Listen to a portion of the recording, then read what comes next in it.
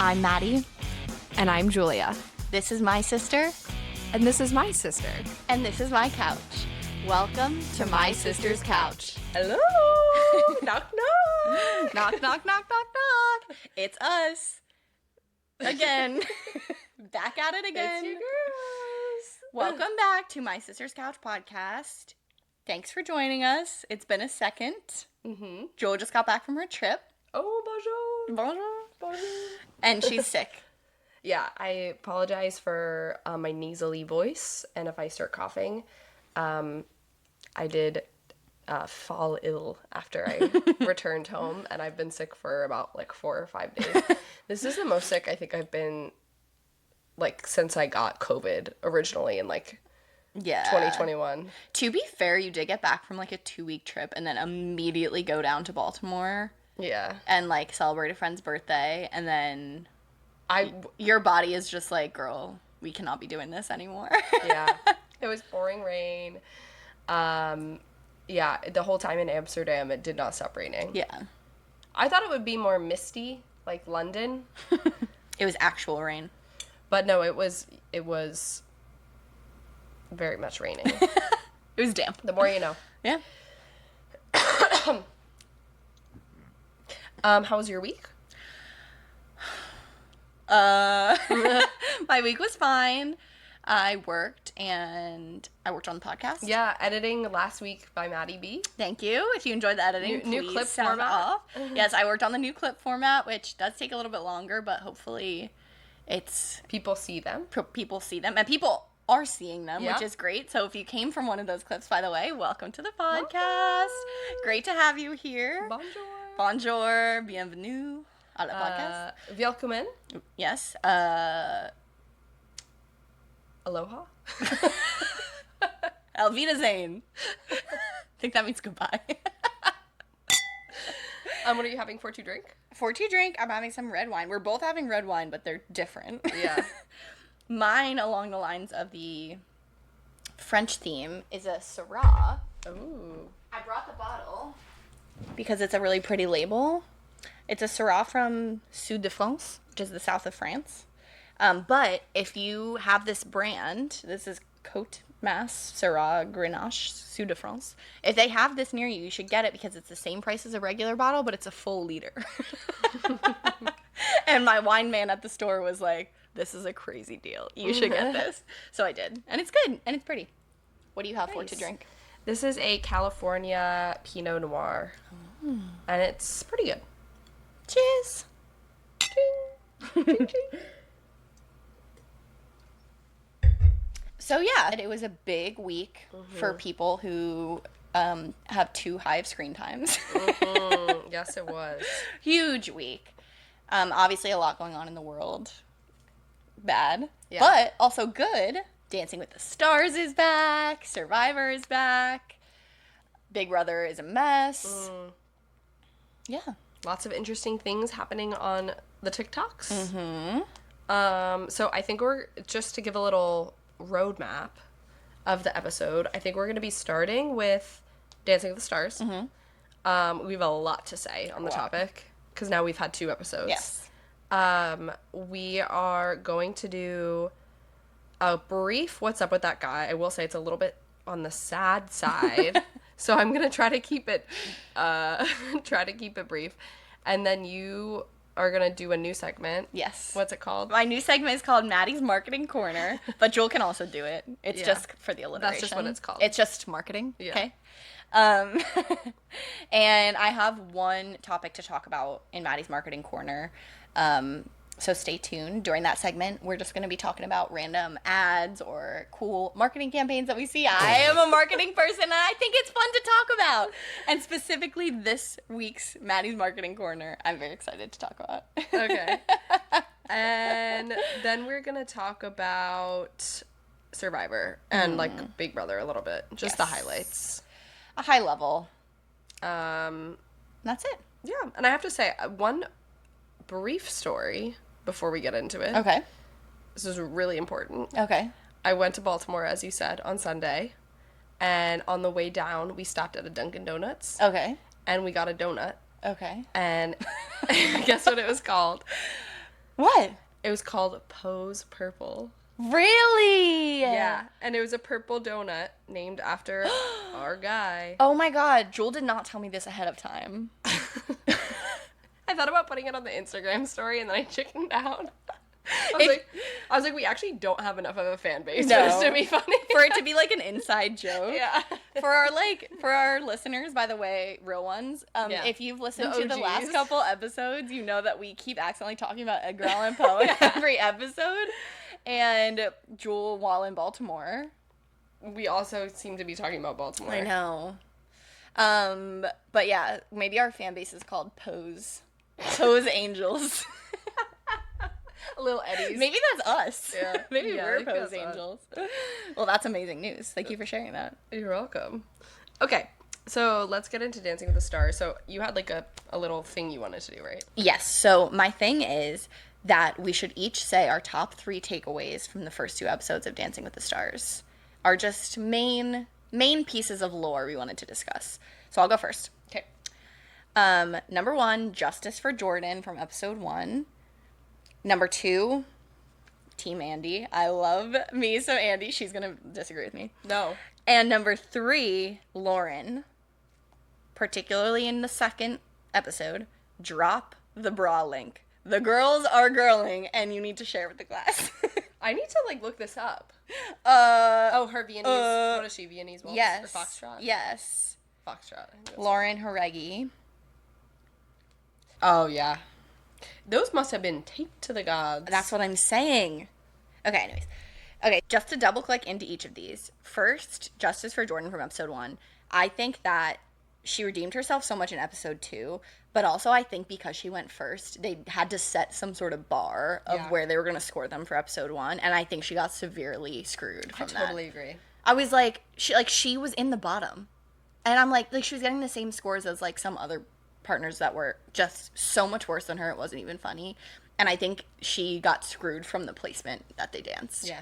Because then by the second episode, it's like, yeah, Carrie Ann was like, amazing! like, so much better. I'm like, yeah, it was better, but, like, it wasn't that much better. No. It wasn't that much better. She still, like, gymnasts obviously have kind of an advantage because they have the athleticism and there's a certain amount of grace that's involved in gymnastics, obviously. But they definitely do it in a more, like, athletic and, like, powerful way. And so she dances like a gymnast, but I agree with you. It wasn't, like, episode 2, like, she was, like... Suddenly, like...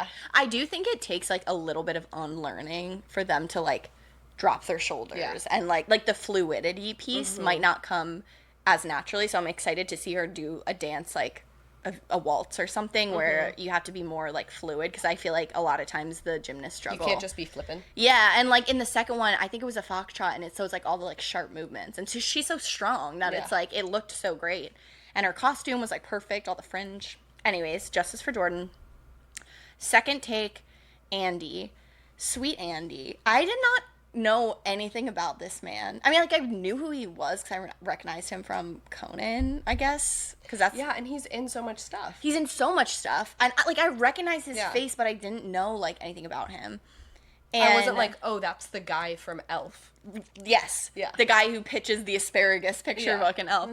But I just, especially in the second episode, when he was talking about how, like, he's never had to take anything seriously before, and how, like, this is so much more vulnerable than he thought it was going to be, because he has to be serious, and he has to actually try at something and put yourself out there, and it's risky and vulnerable.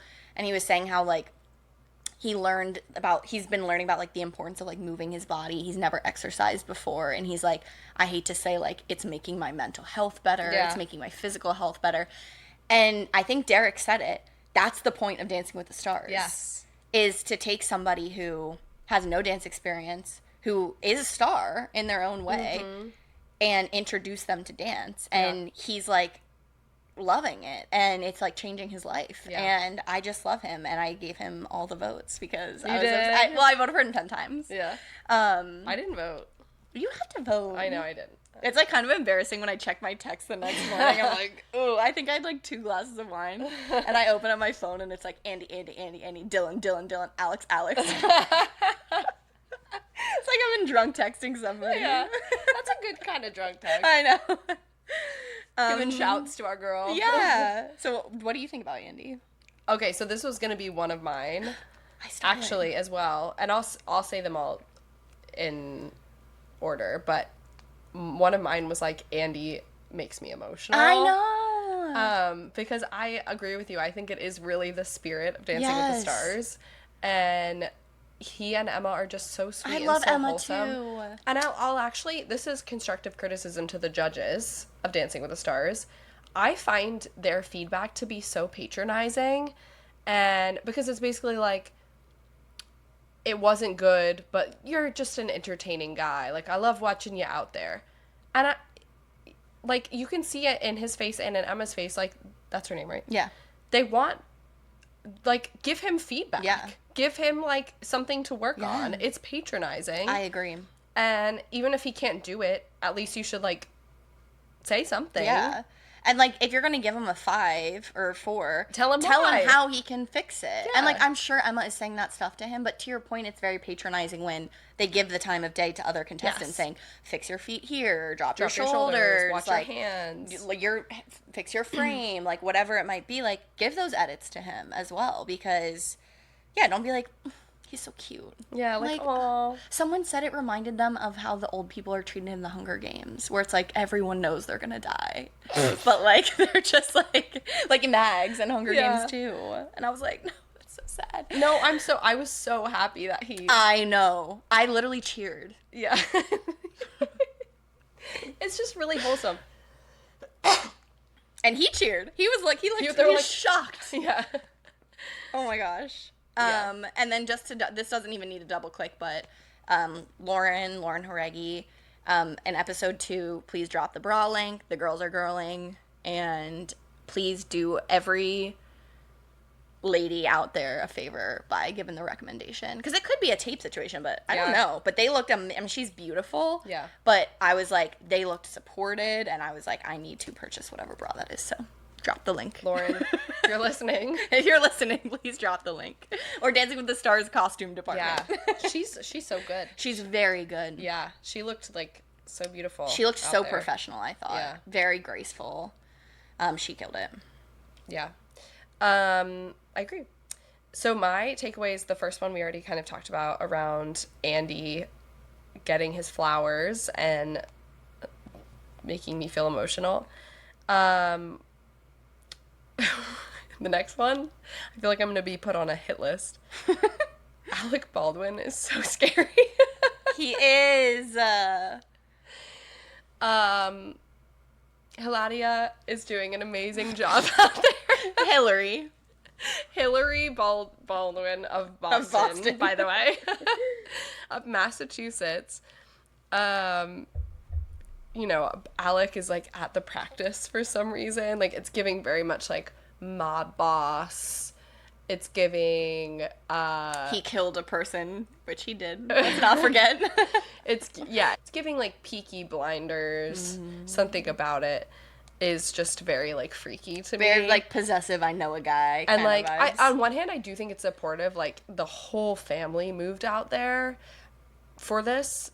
And on one hand, I would say, like, wow, that's sweet. And on the other hand, I'm like, can she not just have, like, 4 weeks to, like, do something? I'm sure Alec goes for his work, you know? I will say... There's some problematic trad wife elements. The whole duo is cursed because you have Hillary, and then she's partnered with... Hilaria. She's partnered with Gleb, also cursed, and, like... Wait, why is Gleb cursed? You don't know the lore about Gleb. I forgot I don't First know the of all, lore. he's like 40-something years old, which no shade to anyone who's 40-something years old, but like he does not look 40-something years old. Like, and he's a father. He like posts like all these thirst traps, and really? And everyone's like, dude, like, it's not. It doesn't come off in the same way that like Val's thirst traps. Yeah, I'm sure Val is also like 40. I know, but Val is Val, you know. No, but he basically like was in a relationship with Brooks Nader. Okay. Who was his last partner. And they had this, like, super weird, like, toxic relationship. Celeb? Yes, his last celebrity. They were in a relationship, which is very common in Dancing with the Stars. But it like did not end. It was like super toxic, and she basically like came out because they came out with like an HBO show or something about her family. How do I not know this lore? And like she basically like slandered his name, being like he's toxic, he was like abusive, all this stuff. And yeah, he just like there's been like yeah, he's just like he's not a fan fave pro. Interesting. Yeah. I didn't know that. I remember when he first started, everyone's like, Gleb. He's hot for sure, but at what cost? He's hot in a way that's like Yeah. sus. Wait, this is completely unrelated. You know Jan of Taylor Swift Eras Tour fame? Yes. Did you see that Abby Lee Miller posted a selfie of the two of them being like, good luck, Jan? Like, heart emoji? No. Why is Abby Lee Miller? I don't know. I forget where I cahoots saw with him? it. I don't know if, like, there's no way he danced at her studio. If anyone knows the lore surrounding He's not Abby, American. No, that's what I'm saying. He's not from Pittsburgh. But, like, I don't know how they interacted. But whatever filter she put on the selfie of the two of them is, like, actually killing me. I'll have to find it, and I'll put it Okay. here. That's just a little piece of sublore. That's okay, funny. say your third piece. I don't know. I kind of have, like, 2 pieces of sublore. It's not what I meant to say. I kind of have 2 pieces of, like, takeaways. Okay. My first one is actually very similar. So I won't take long for this one, but I kind of agree with you about Jordan getting screwed, like, because she went first. I feel like there was some unfair judging, because I would say, like, I thought that Scott Hoying's first dance, the Gaga, I thought that was so fun. They were voguing. They were, like, monsters. That's what a Gaga fan is. Yeah, right? yeah. Like, I thought it was really fun, and I think he was, like, in, like, last place. Yeah. They've not been giving him good scores. And do you think he's that bad? I don't think he's the best, but I don't think he's any worse than, like, Dylan Efron. Thank you. I agree. Dylan Efron just has abs. Dylan Efron's just, like, hot and, like, dumb, and everyone in the room is like...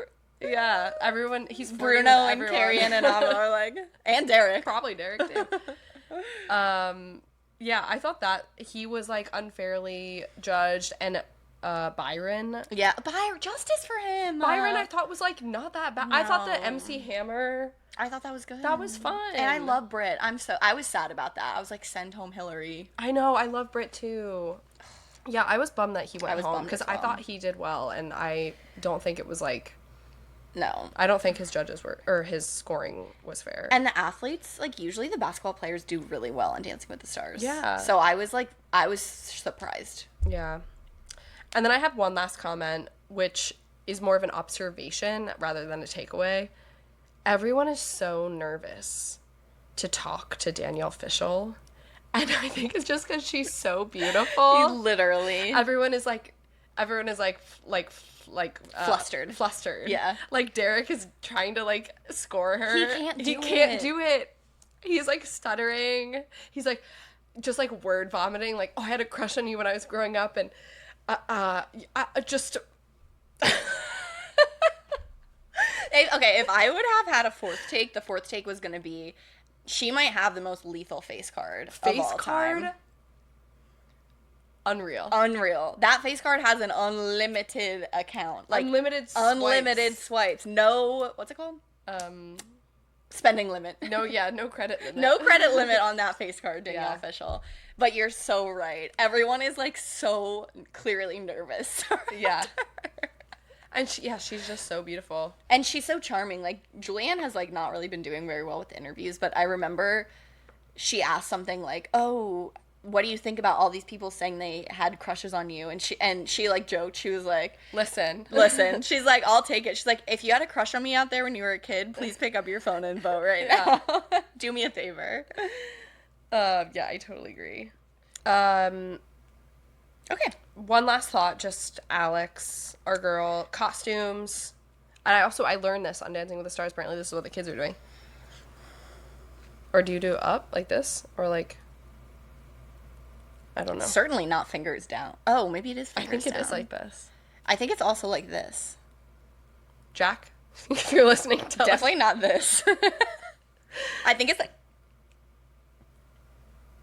I learned this on Dancing with the Stars. I do fear if I'm learning a trend from ABC primetime television, the trend has passed. The trend has passed me by. That's how we know that we're old. But yeah, my takeaway was Alex, costumes, facials she's giving during. She's so pretty. Like body tea, like hair, personality, glam. so cute. She's like, I'm just gonna keep being my genuine self. That's all I know. Period. And her genuine self is like so funny and charming. So Alex, I think she'll probably win. Yeah. Well, I don't know. I have a question.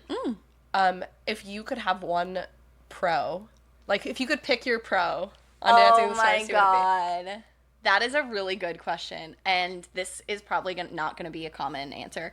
For sure, for me, I would pick Mark Ballas because he's so experienced. He is like the pro. Yeah. And I think he's like just so good and professional. And some of my favorite all-time Dancing with the Stars moments have been with him when he was with Sadie Robinson.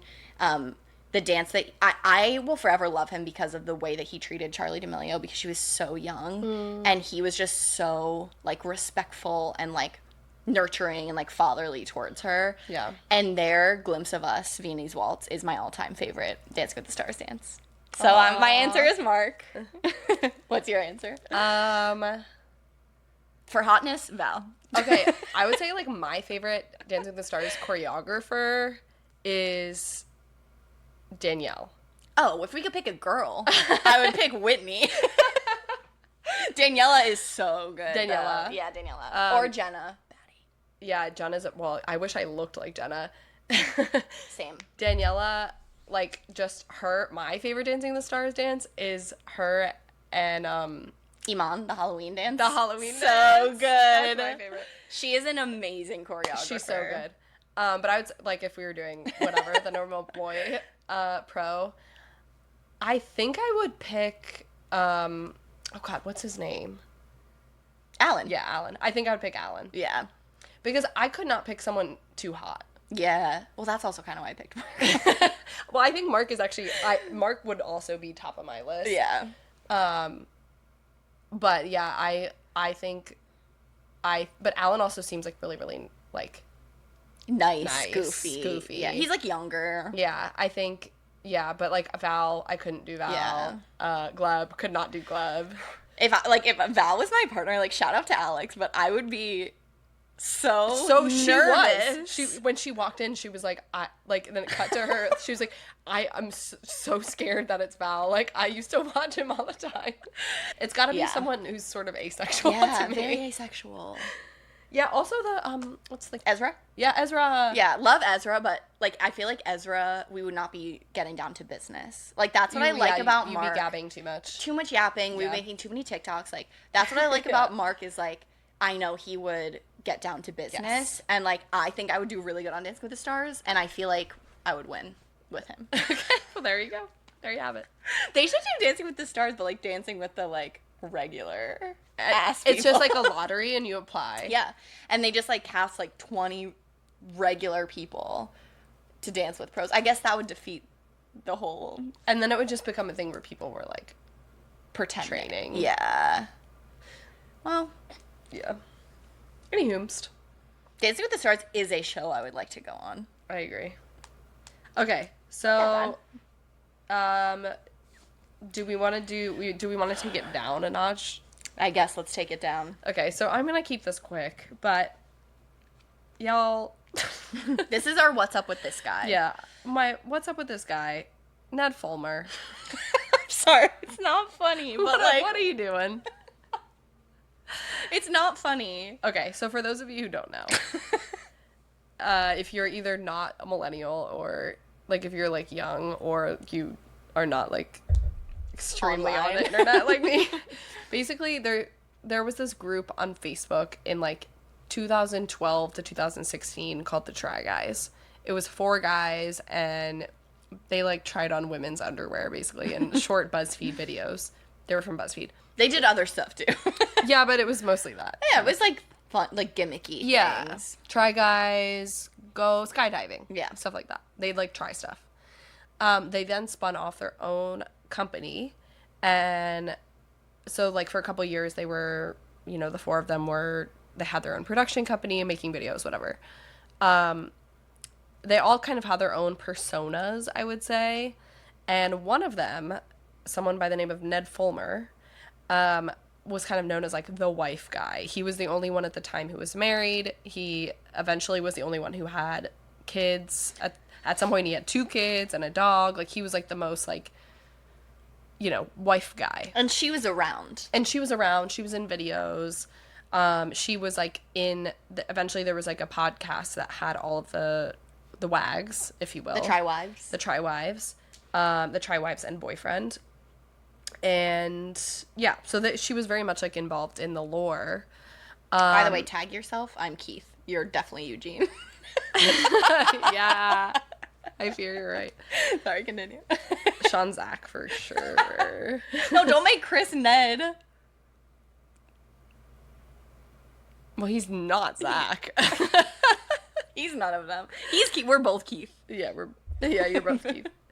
Sorry, continue. Okay, so about like I want to say it was 2023 or maybe it was 2022. There was a cheating scandal. Online on Reddit.com. There were pictures posted with Ned Fulmer and one of the producers who worked at the Try Guys, who also like she was also engaged to be married at the time to someone else, obviously. And yeah, it turns out they had like a 10-month affair. He was being very like flagrant with it. There's like pictures of them at dinner, pictures of them making out like at the club in New York City, like walking around town holding hands. And yeah, and it kind of like, had a moment on the internet, and it was featured on SNL, like parodied their like apology video or like their addressing video. I would say it was controversial because of the reasons that Ned had like kind of branded himself as being the wife guy, but also because you can't like date someone who's your employee. Yeah. And it was sort of like a power dynamic, like HR sort of nightmare. issue. And there was like all, they were all friends as well as like people online. So like they were very hurt by it. Their whole business model was very much like integrated into their like family life as well. So since then, Ned and Ariel's the wife, have been kind of like radio silent. The Try Guys cut ties immediately. Cut ties. They like cut him out of videos, like the footage, which is crazy. And he's not been in anything since. He's not been on the internet at all. And with just this past week, Ned announced a new podcast that he's doing called Rock Bottom. And in this podcast, he's kind of like interviewing people about how they got to their rock bottom and how they like came out on the other side. And his first guest was his ex-wife, Ariel. And it's him interviewing her about how he cheated on her and like ruined their whole life. And so it's a really hard watch. If you've not seen it, I don't know if I'd recommend you watch it because it's a bummer. But I would say my main takeaway is 2 things. I think it's really like a tale as old as time for men who feel overwhelmed and like smothered by being a dad and a husband to like react this way and have like, seek external validation, fun elsewhere. Yeah. Like that is like such a cliche thing, and like that's what this was. And to listen to him describe it as if he like invented like feeling that way is like so self-aware to me. So that was like my one takeaway, was just like, ugh, bruh. Like I hoped it was like some better reason, and it's not. Yeah, it's that. so cliche. Yeah. And the second thing was, the whole time, like, we're all kind of wondering, like, did he think he was going to get away with this? Like, did he think that he's a public person? Did he think that people wouldn't notice that he was making out with someone who was not his wife at a club? And it is so obvious in this interview that, like, he totally knew what he was doing. He did it in the most explosive, burning all the bridges, like, humiliating, like, just, like, no looking back, no going back way that he possibly could have. Because why else would you do that? Why else would you think you would get away with that? I don't know. But I have this clip that I want to show you because his voice, this is kind of funny. Oh my god. If you don't know, his voice literally sounds like Squidward. Like, I don't even know what I was going to say. It sounds like Squidward, and he is doing this, like, insufferable, like, vocal fry, like, I am so sorry that I did this to you. Did you see the part where he blames it on society? Yep, I was going to show it to you. Well, the dream started to break apart for me, and then rather than being able to talk about it or to confront those feelings, I wanted to. I guess I was too afraid to say how I was actually feeling, and She's literally like, I don't know. It seemed. Yeah, he needs to blow his nose. he needs to get his DVD and septum fixed. Look into that. Yeah. Anyway, that's kind of a bummer, but Yeah, I have two takeaways from it. okay. One is I'm very proud of Ariel for the way that she, like, held herself, and she came off just, like, so mature, and, like, I'm just proud that they're not still together. And Yeah. when I saw she was going to be on the show, I was like, oh my god, is this going to be, like, a whole thing? And that was not what it was. No. And I just love that she, like, stood her ground and was, like, a really good example for women who don't take shit from lame ass Squidward ass men. Squidward head ass. My second takeaway is girls and boys, Gather whomever you are, Gather around. gather around, Listen close. gather around. Let's go. Please be weary of men who brand themselves as relationship guys. Please be weary of that, because when your entire personality is that you are a husband and you're a father and you put that out on display so aggressively, I've seen so many examples of men who have this brand and try to portray this image of a good guy and a family man, and they're just one of the family, and then the panic sets in because that's what they've set themselves up as. And I've seen it a million times. I feel like it's so common when you see people like this, where it's like he's trying so hard to show the entire world that he has this amazing wife, which she's amazing, but, like, this great relationship, this marriage, he's the one that's, like, cuffed, and he's the one that's this and that. Just be wary of that, because it's very important to have a personality outside of your significant other. And Don't let him use you. Don't let him use As you. a accessory. She was the most interesting part of him for a very long time, and don't give him the dollars from watching his podcast. Yeah, unfortunately I did. That's okay. But, like, as he continues to interview other people, I feel like that should be an action item for the couch, is, like, let's not listen to Ned Fulmer's podcast. Yeah. Let's opt out. Let's opt out. Okay. Up on a more uplifting note, advertising. Here's something we should opt into. Capitalism. No. Hi, Cole. Good morning. Okay. She just woke up from a little nap on the floor. Gonna lay down? Good girl. Okay. So this is a new segment called Maddie's Marketing Corner, or Jules' Marketing Corner, or Kona's Marketing Corner, where basically I just wanted to flag these two examples of marketing that I saw this week that gave me pause, and both in a good way. And they're both an example of, like, a really good, there is nothing I love more than a well-placed celebrity endorsement for a product. Because when it goes wrong, then you have a Sydney Sweeney situation on your hands. It can go so horribly wrong. Good genes. When you have good genes. So my first example is at the Emmys. That's the show one. Yeah. At the Emmys, Noah Weil, or whatever his name is, the guy from The Pit, Yes. won the award for, like, best actor in a drama series or whatever.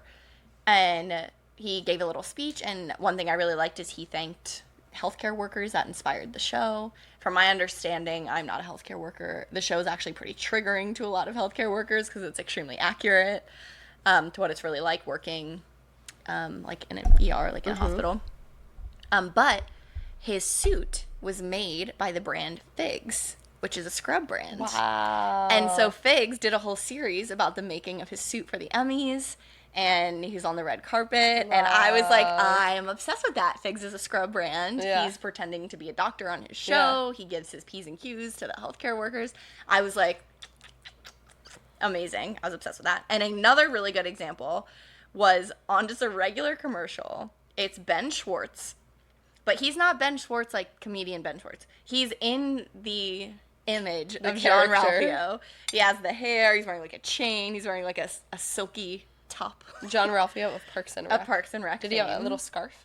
No little scarf, but they could have done with a scarf. And so I'm not even going to say it's Ben Schwartz because it's not Ben Schwartz. It's John Ralphio is in a ad for a product called Fireball Blazin' Apple.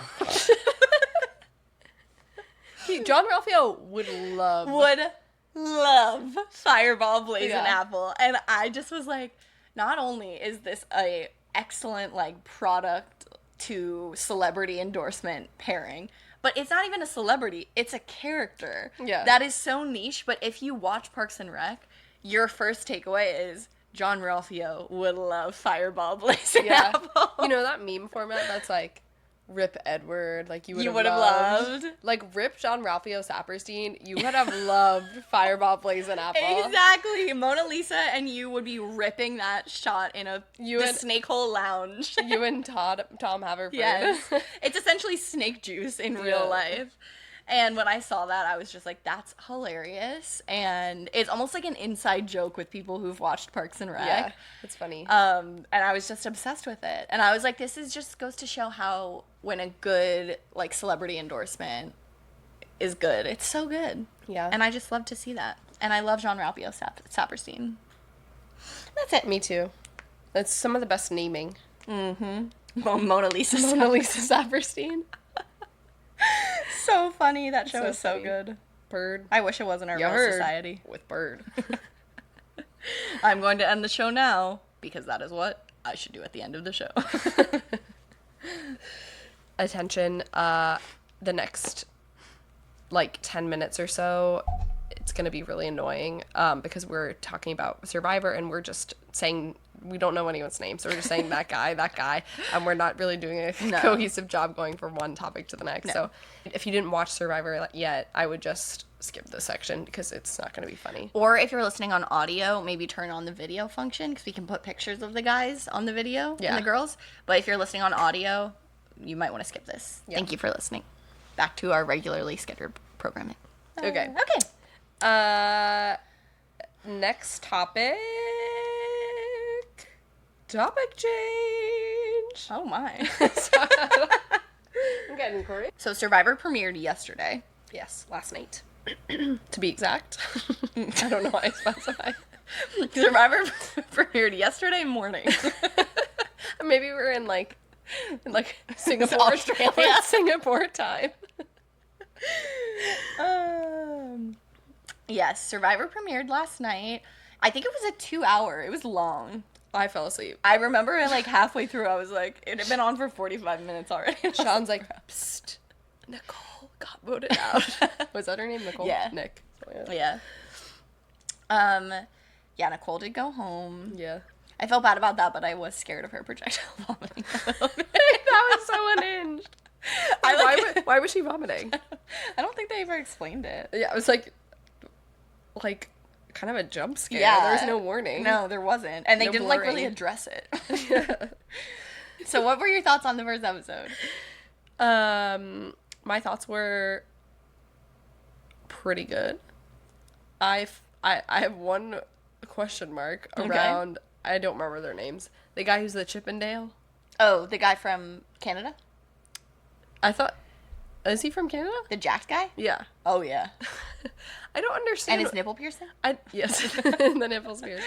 I don't understand why he's befriending that man in such a weird way. Yeah, it's definitely it's sort of a predatory friendship. I'm like, you could just be friends, like, regular. Like, why are you trying to hold his hand? He literally goes to the other girl in the tribe, like, before he even met him. They had not spoken. He was like, we're gonna have a bromance. You're right. It's giving, like, It's giving a little... And you can tell the other guy's a little bit, like, weirded out. But then, like, they are, like, skipping around and, like, taking baths Yeah, because you're not together. gonna, like, be, like, no, on day one. That's true. I don't want to hold your hand. Yeah. Yeah, he's so interesting, but I'm actually so happy he's on the show. I have kind of a controversial take about that. Can you imagine missing the birth of your firstborn? If Chris got the opportunity to be on Survivor and I was giving birth the next week, I would say, you're absolutely not going on Survivor. Yeah. What would you say? I guess. Because, like, I want to be on Survivor. Instead, I'm here giving birth. It's a once in a lifetime, you know? But so is the birth of your first child, Yeah. so Yeah. it's really a catch-22. Yeah. That's fair. I'm actually really, really happy that guy's on the show because he's weird and also very strong and, like, good at the competitions. So he's probably going to be on the show for quite a while. And, like, there's just been way too many normal people the last couple seasons. And I'm like, we need a weirdo. Yeah, we need some weirdos. Like, there used to be a lot of really weird people on Survivor. And it made it super entertaining. Like, think about, remember Coach? No. Oh my god, Coach is an icon, but he's a freak. And he's Yeah. on Survivor 50, so we'll see him then, I think. But I'm glad that he's on the show because he's very confusing. Yeah. And I'm just so curious about him. I don't really get him. Yeah, I He's don't get weird. it. Is it because he's Canadian? He's super Canadian. Is that what Canadian people are like? I don't think all Canadians have their nipples pierced. Canadian, sound off in the comments. If you're Canadian and you don't have your nipple pierced, let us know. No. But I'm like, yeah. is that how, like, male friendships manifest in Canada? I do think male friendships do manifest based on proximity. Because I feel like Australians are very touchy-feely in that way. Like, they're kissing each other on the lips. He would be best friends with Robert Irwin. Yeah, like, they're very, like, man to man. Like, they're very affectionate in a way that, like, men in America are not with their friends. So maybe his time in Australia being a Chippendale influenced that. Maybe. I'm just very happy. I'm he's curious. On the show. Yeah. Any other takeaways? Well, I see you have it written down, and I agree with it, that I also got emotional about Rizzo getting emotional. Yeah. And I think it's so funny, like, has there really not been anyone of Albanian descent on the show? Super niche. It's niche, but, like, no one's a little bit Albanian who's ever been on Survivor. I don't know. I think been, like, that's 50 part of seasons. his story, though, is that, like, his parents are, like, immigrated to the United States. Like, he sort of gave that whole speech. Yeah. So I think that's just sort of his, like, Viva Albania, I guess. thing. Albania is a beautiful country, from Yeah. what I know about it.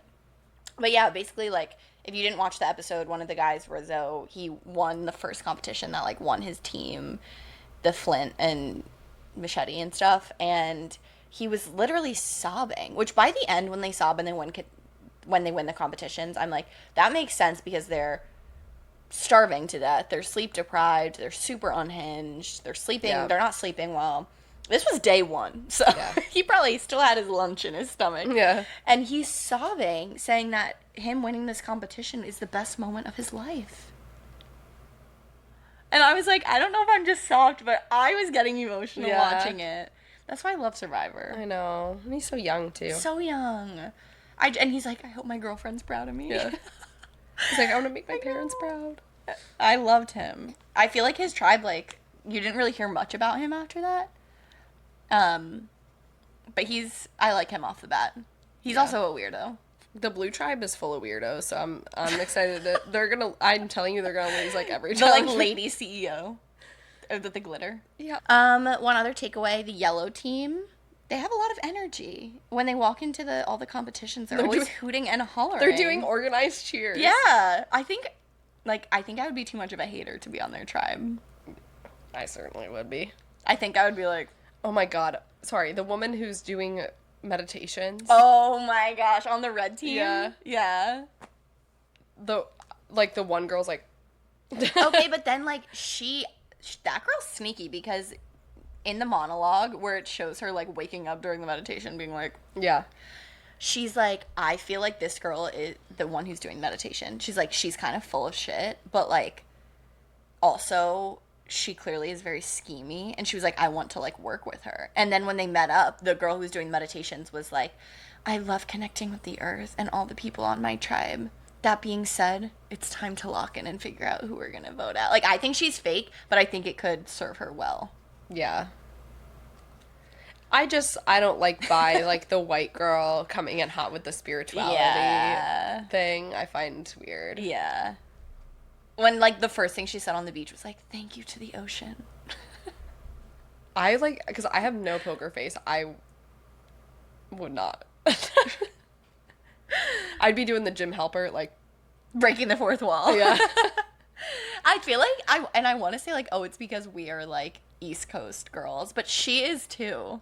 So that's why I'm also like, this is not genuine. What ocean do you have in Boston? The harbor? The Charles River. River. The river? Was that a good Boston accent? Lawson, sound off in the comments. Joe Borges, if you're listening to this. Did you see the thing about how 2 people got kicked off? No. So, remember the guy on the yellow team who said he didn't know he was going to be on Survivor until like 6 hours prior? Right before he went to bed. So, there was 2 contestants that were on the main cast that broke the rules the day before, 12 hours prior to landing on the beach in Fiji. So they're not allowed to talk to each other before. You're like, you and I are on the show, we're staying in tangential hotel rooms, basically. Yeah.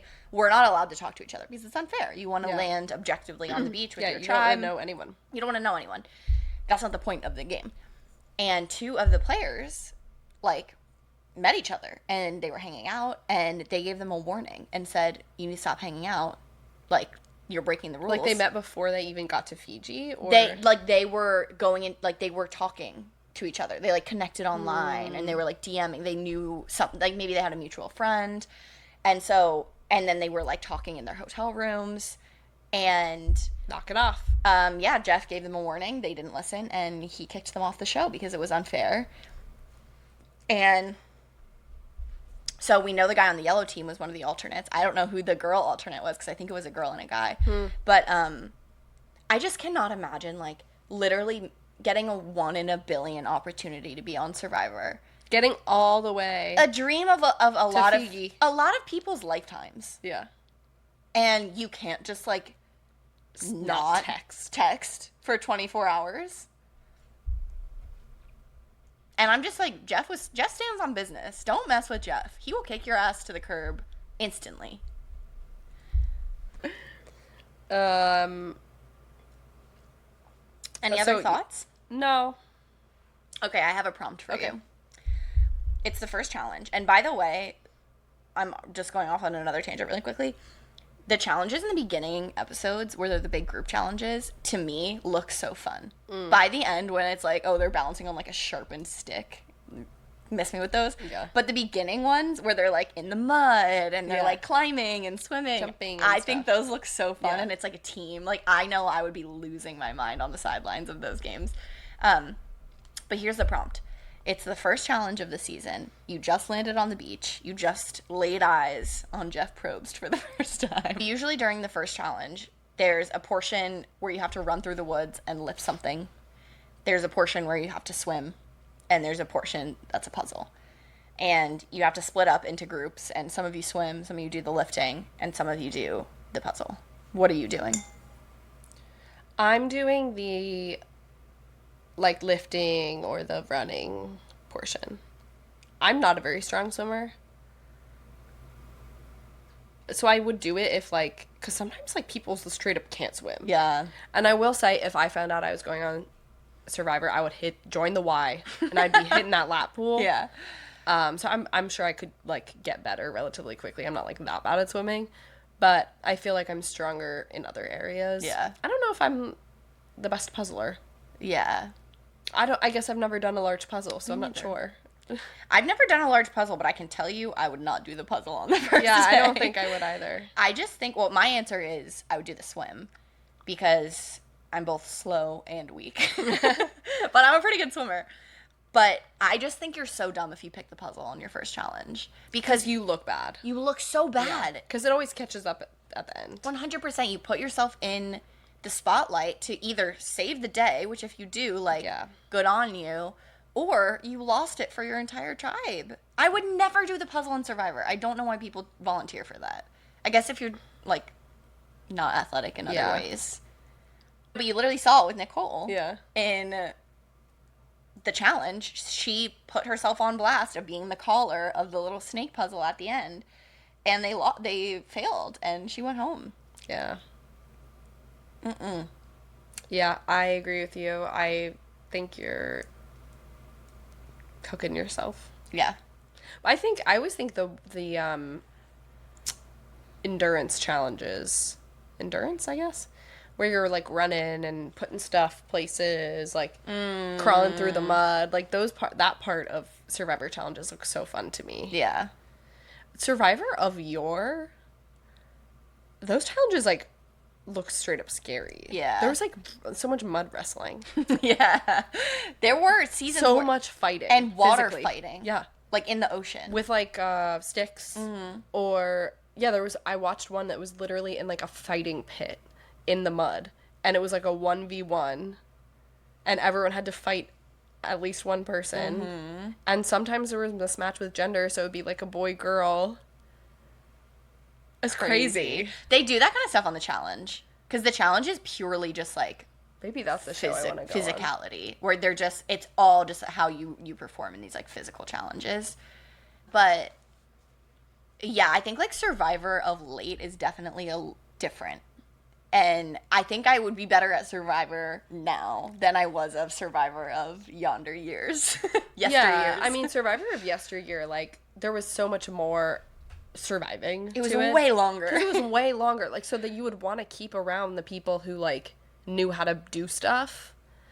Versus now, it's like 25 days or whatever. Like, you can go 25 days without a good shelter, you know? Yeah.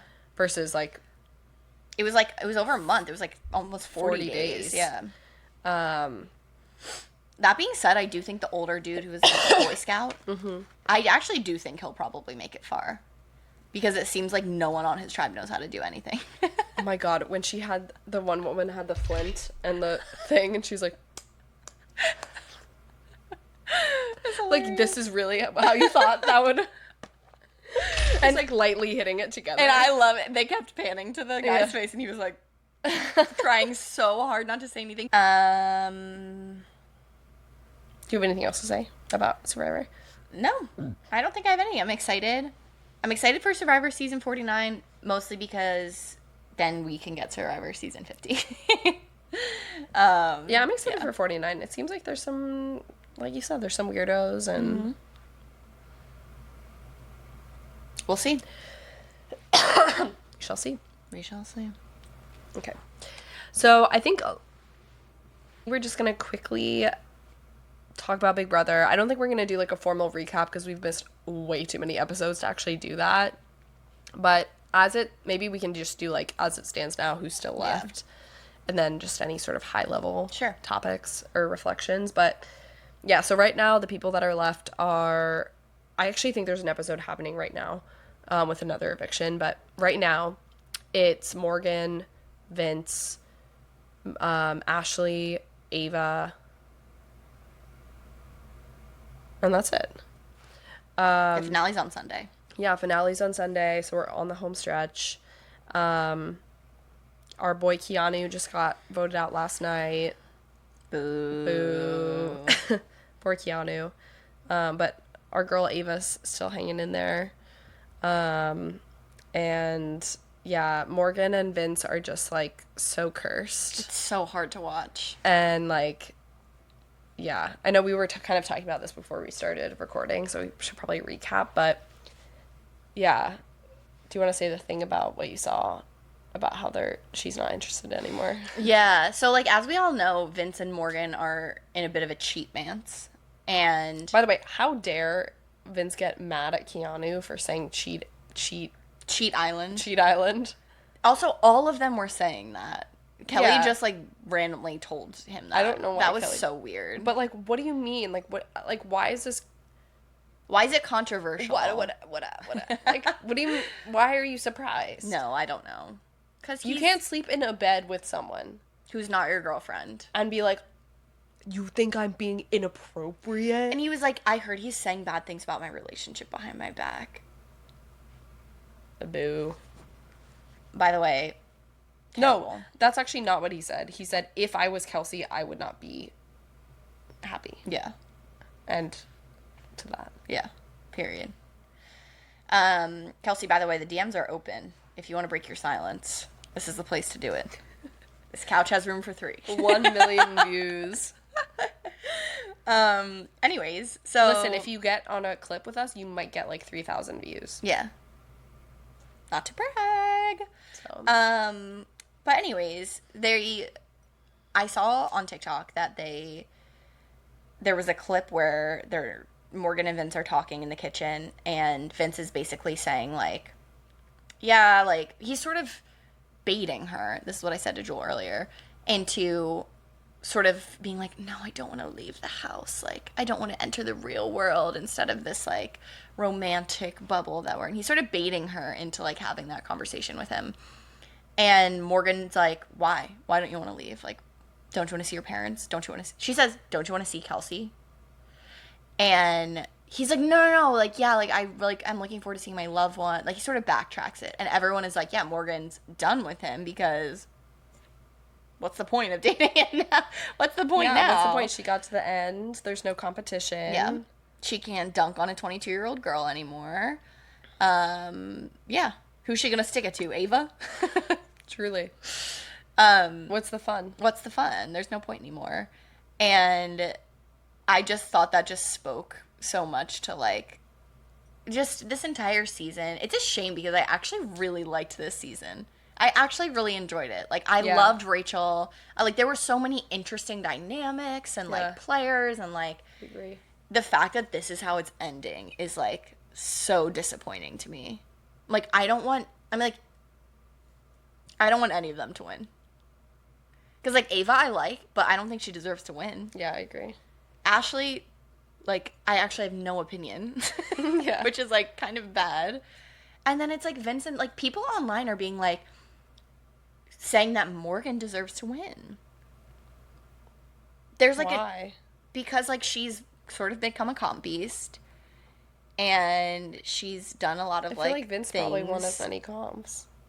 I think she has one more now. Not that I'm, like, riding for... I'm not riding for either of but- them. I hope both of them lose. I'm hoping that one of them is sitting next to, like, Ava, and the entire jury is just like, we don't like you, and we're voting for Ava to win. But I don't think that's going to happen. I think Morgan or Vince is going to win, which sucks so bad. I just don't want either of them to. I'm like, I don't even want to watch the finale. I think Morgan at least played, like, a cleaner game in the sense of, like... She was loyal to the She people. had an alliance, and she stuck with the alliance, did. and it paid off. She did. Versus, like, Vince being weeping and crying and... I will say, like, her main ally for most of the game was Morgan, was Mickey, who she turned on. It's true. They were a duo for the majority of this game. Yeah. I forgot. But she did stay loyal. They had the judges. Yeah. She was loyal to them. Vince is just like a sniveling little... Oof. Crybaby. Honestly, like Kelsey, the least of the issues is the fact that he was cheating on you. You should have gotten the ick so violently by his behavior. Truly. That the cheating is like, well, I guess that also happened. Yeah. What's another thing? Yeah, what's another thing? You should have seen him cry for the 3rd time and been like, all right, I'm done with this. Yeah. What are your thoughts?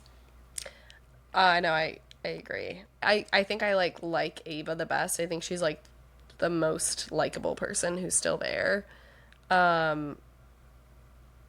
I think it's funny that Ashley survived Showergate from week 1 and still is hanging around. I cannot believe that. She was my vote at the first week of who to win. If she wins, I should buy a lottery ticket. That would be crazy because, like, she didn't really do anything. Would she win against Ava? No. Would she win against I don't think she'd Vince? win against anyone. No, yeah. She's not going to win. I think Ava's, like, the most liked person. Yeah.